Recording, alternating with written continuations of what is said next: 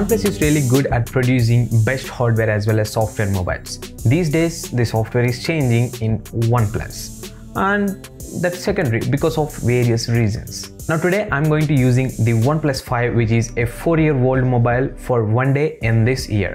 I'm going to use this as my primary mobile. Let's see how it performs in 2021. Also, let's break the wall in between the oldest flagship mobiles versus the budget mobiles. Before starting this challenge, I'm going to install required apps that I use daily, and also I transfer my data to this mobile.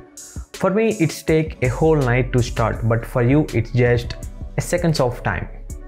So without making any further delay, let's start the actual video with the channel intro.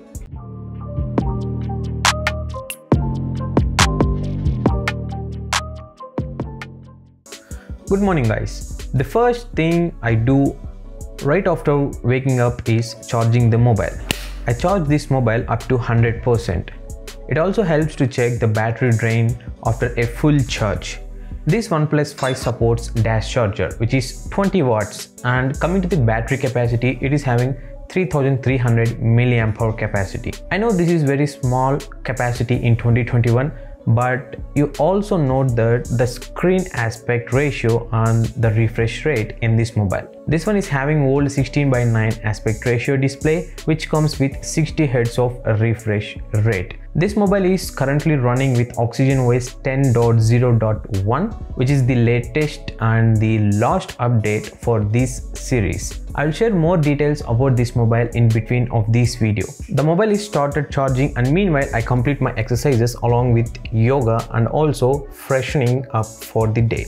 Daily I prepare my own healthy breakfast, which includes oats, fruits, nuts and milk. It takes around 15 to 20 minutes of time. During the breakfast, I check the notifications. Actually, daily I'm having a college, but today is a weekend, so I'm having a good free time. Also, it's a good time to use this mobile continuously. After checking the notifications, later I started watching videos on YouTube for some time. While watching, due to large bezels on the top and bottom, the viewing experience is little okay. It's like I need to adjust, and the video looks like very small.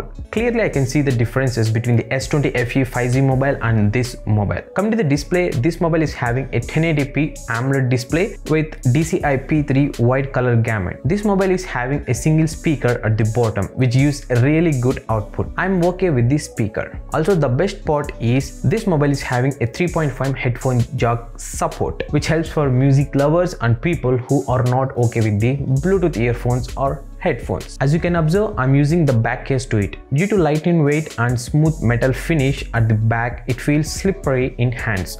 Also, it's very slim too. This OnePlus 5 is powered by Snapdragon 835 flagship processor for the year 2017.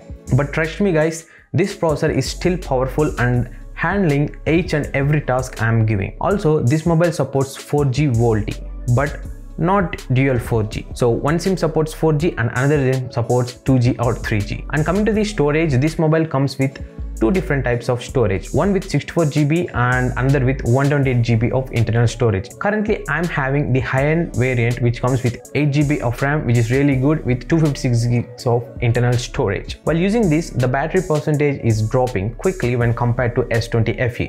Also, later I found that due to smaller battery capacity, it's happening. The battery life I am expecting is like around 4 to 5 hours of screen on time. Let's see how it would sustain. After watching some videos, I started to complete my work and some script work for the YouTube videos, and it's best time to test the battery drain while it is idle in condition. The mobile is not at all getting any warm during normal usage.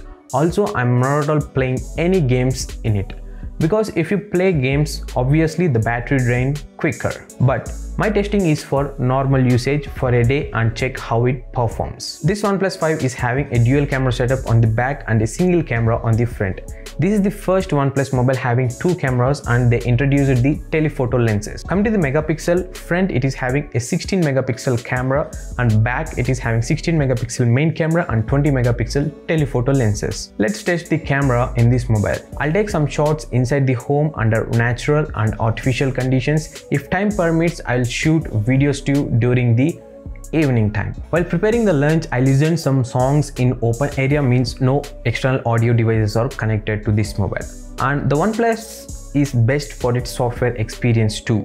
As they promised, they given 3 years of updates, which means Oxygen OS 10, and later they stopped for this mobile series. Now remaining OnePlus mobiles are running with Oxygen OS 11 and even some are with 12. After completing the launch, I watched a movie which is having a duration of 2 hours 40 minutes. After continuously using it, the evening is arrived for this day and it's time to check the camera in open area. Also, I will share the video samples too with front and back camera if time permits. I taken a lot of shots, and also let's see the side-by-side comparison of S20 FE and OnePlus 5. Of course, S20 FE did a better and good job. You can obviously see the differences, but for normal photos, it's quite good in OnePlus 5 too.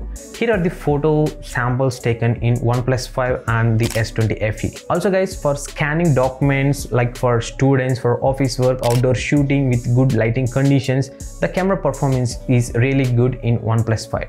But when it comes to indoor, it struggles a lot, and so much of noise you can observe in indoor video shooting especially. Also, I tried to shoot videos during the night time, but it is not all good to show you. So daily I go to bed by 10 PM, but in between that I need to shoot this overall experience video, and finally these are the things I found. So here are the things. Overall, it's a good experience to use this mobile in 2021 with little minor compromises. The display is good thanks to AMOLED panel, and the daily to daily tasks are also good, and this thanks to Snapdragon processor in it. It is very responsive and the thermals are really good in this mobile, and the photo and video quality are also pretty decent. Overall, this mobile is survived in 2021 for me, and even in 2022 also I hope it survives, and I will test that too in next year. I'm giving this mobile to my mom, where she uses for like basic usage like video calls, messages, YouTube videos, etc. Alright, that's all for this video guys. Hope this video would really helpful and enjoyable for you. Also comment below which mobile should I try for a day in 2021. Also, I'll given the links of Amazon and Flipkart in description box. If you are going or willing to purchase any product from these sites, please click the link and buy through it. It will help the channel upgrade a lot. Also, don't forget to subscribe Tech Bunny for more these type of videos. As usual, my name is Rajshekhar, and I will catch you in the next video with a new interesting one. Take care.